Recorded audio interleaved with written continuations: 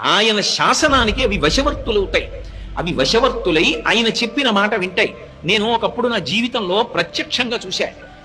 ఒక చోట ఒక వ్యక్తి యొక్క జాతక చక్రాన్ని చూశాడు. అన్ని అద్భుతంగా చెప్పాడు. ఏడాది క్రితం మీ భార్య గారి శరీరం విడిచిపెట్టారు, మీ దురదృష్టం అన్నాడు. ఆయన అన్నాడు, నా భార్య శరీరం విడిచిపెట్టలేదన్నాడు. వెంటనే ఆ జ్యోతిష్కుడు అన్నాడు, మీ భార్య గారు శరీరం విడిచిపెట్టినంత ప్రమాదం జరిగిందా అన్నాడు. ఆయన కాసేపు ఆలోచించి జరిగిందన్నాడు. నువ్వు శివభక్తుడివా అని అడిగాడు. అవును, మేము ఇంట్లో శివారాధన చేస్తాం.